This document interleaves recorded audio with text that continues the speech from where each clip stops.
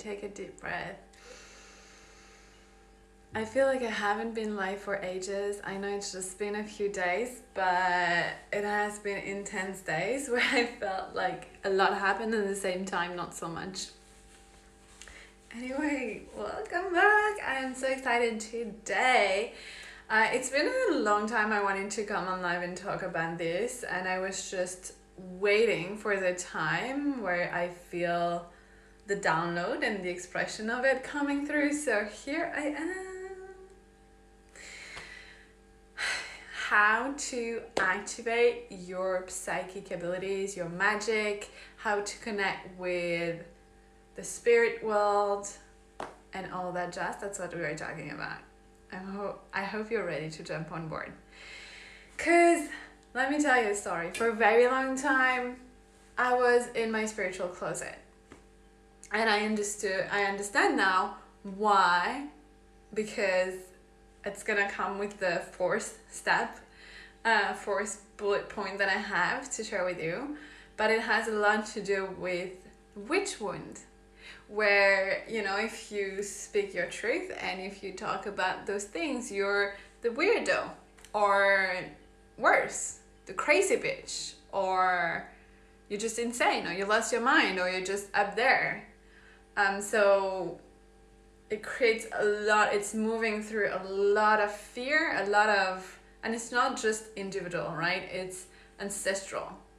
It's generations and generations where it was literally not safe for women to connect openly with the spirit world, to tap into their magic and to tap into like their full witch power, their wise woman power, to connect with plant medicines, to work with their intuitions, to work with the sacredness of their cycle, their blood, with the wisdom of their bodies, to work with manifestation and the creatrix energy. It was literally not safe to do that.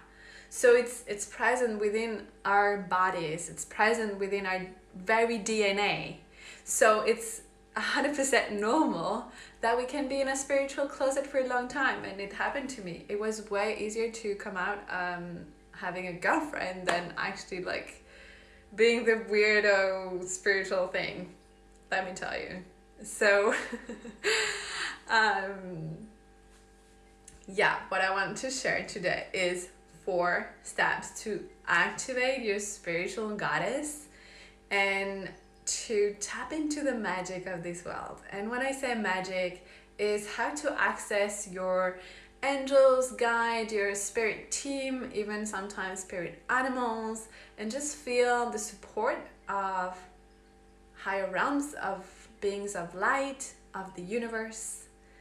And I think that's the first time I actually come on live to talk specifically about this subject, and I was like, yeah, I feel so inspired to do that. But now that I'm seated and that I'm talking to the camera, I feel it.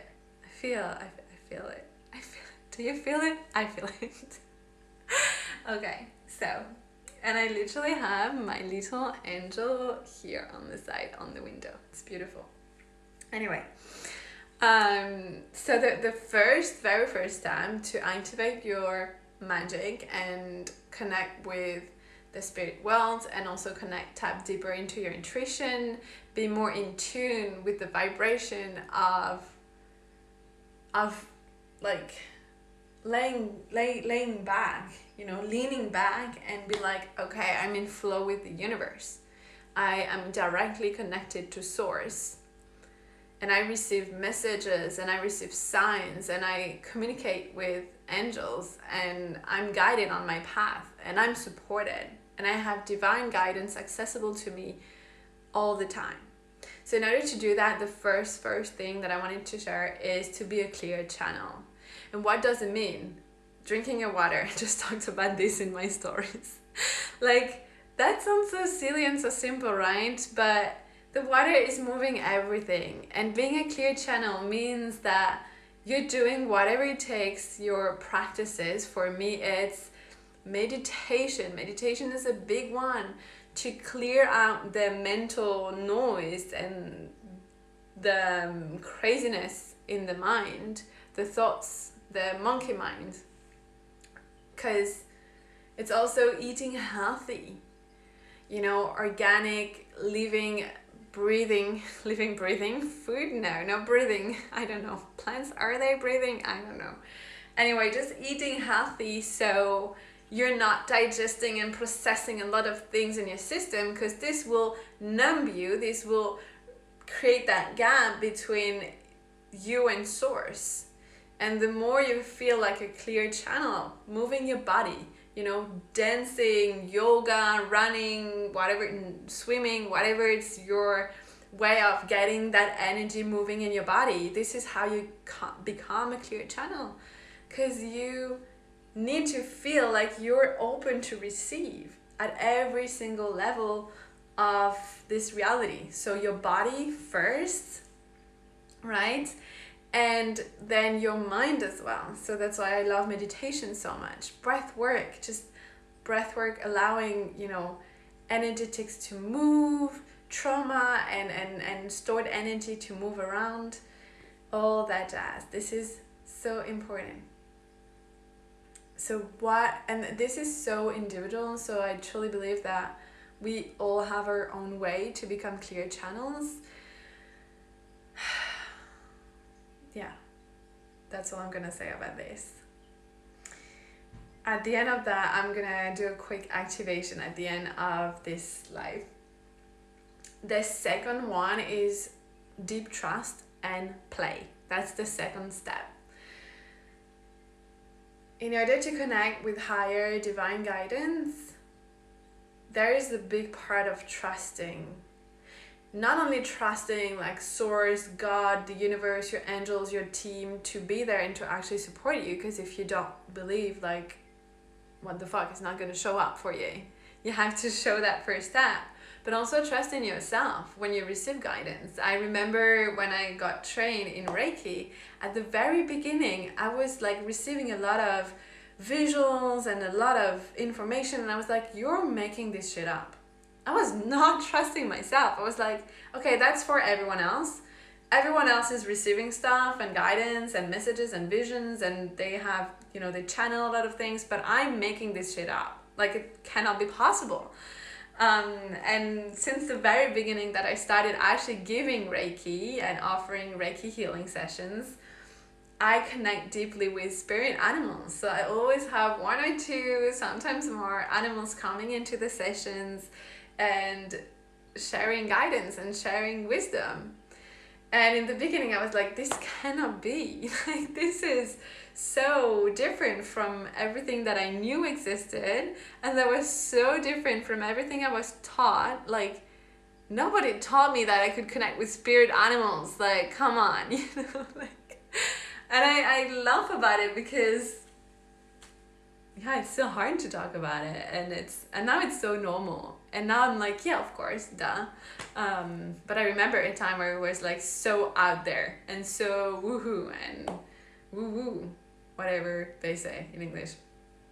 So with this trust come the play part of it. So how do you play? This is my favorite thing to do. You just play with your intuition. You just play with guidance. You ask and you open yourself to receive. The biggest number one rule in my life is I ask, I receive.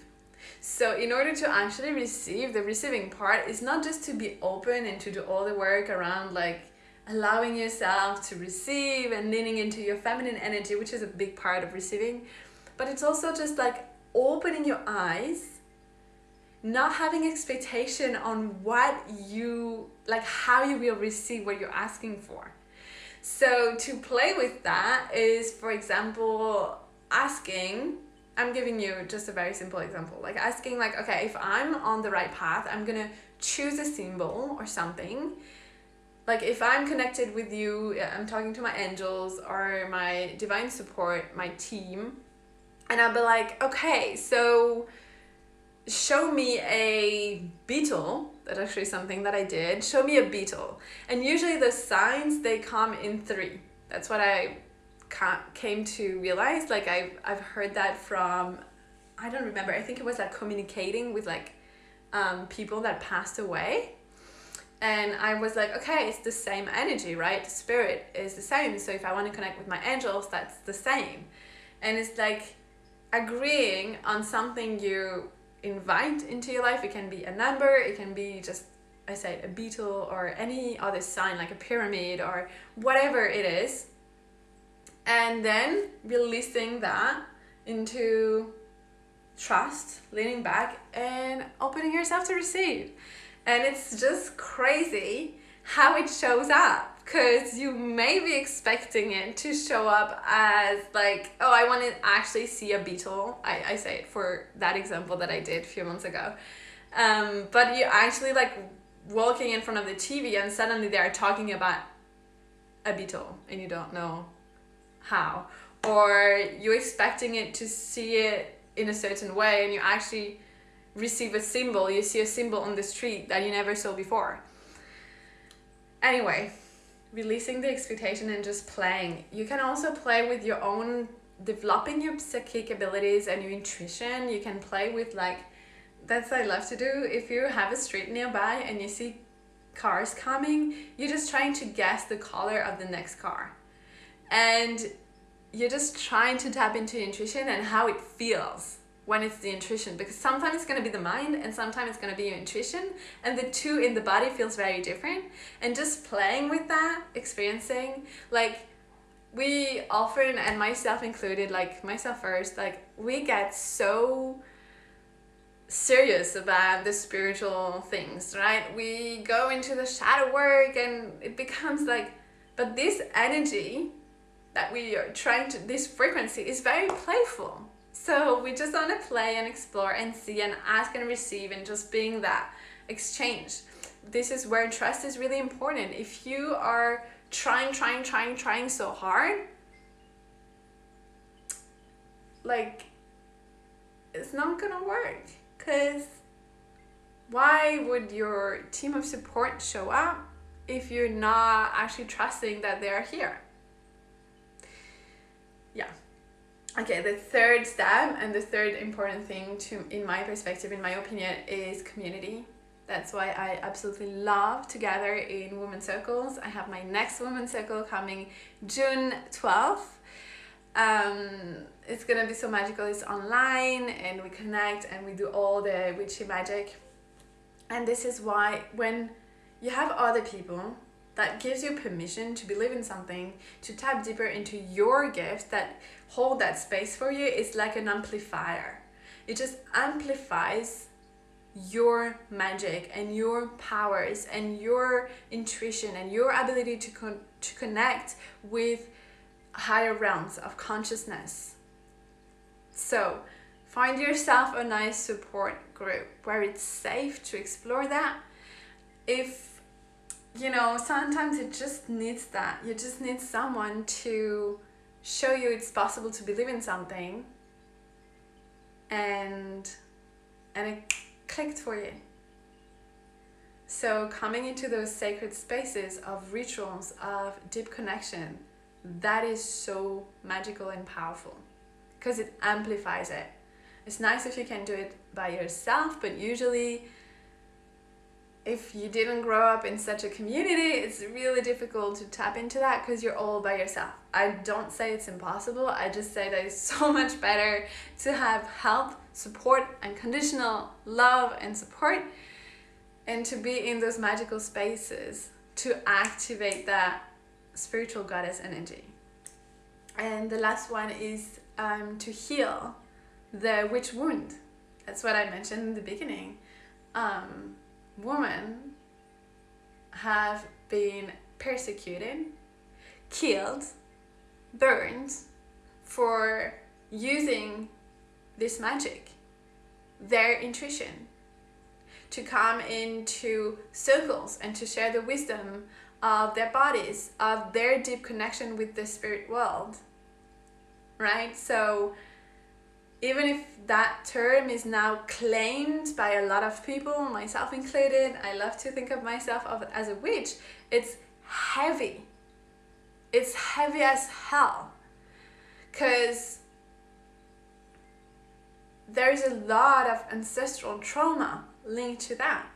And I remember for a long time I was stuck in my throat chakra. I was not able, like I would have never been able to show up online and talk like that for how many minutes I'm talking, I don't know. But even just to express my own truth was super difficult. Like I always felt, for years I felt this thing in my throat chakra.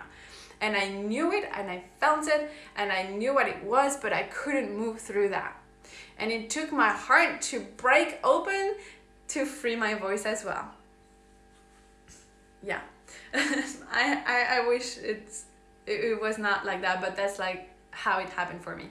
And I remember way before my voice completely like open, and it's still not that easy for me to express everything that I feel, everything that I want to express, but it's so much easier now. Like I can do it. It's okay. I'm playing with it.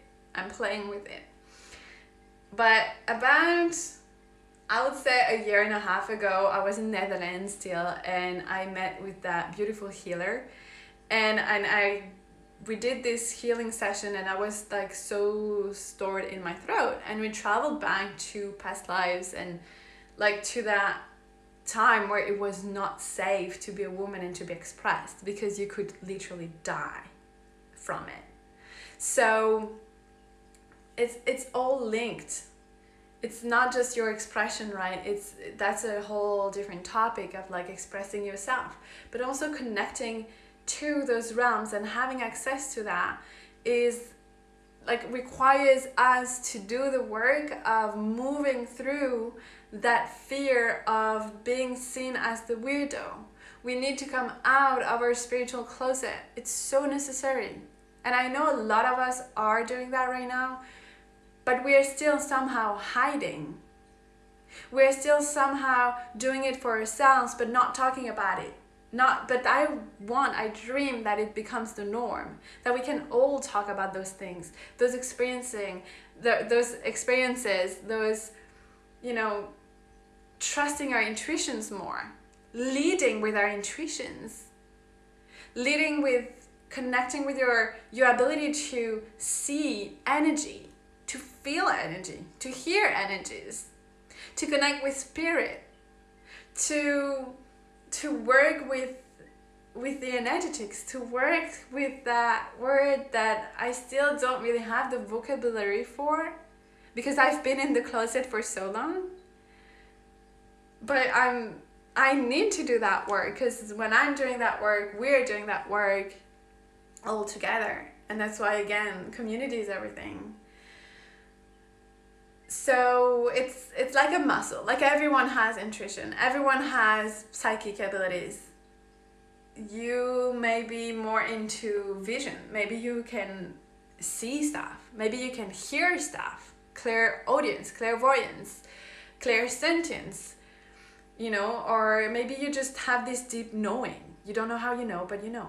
Maybe it's a step further. Maybe you're channeling light language.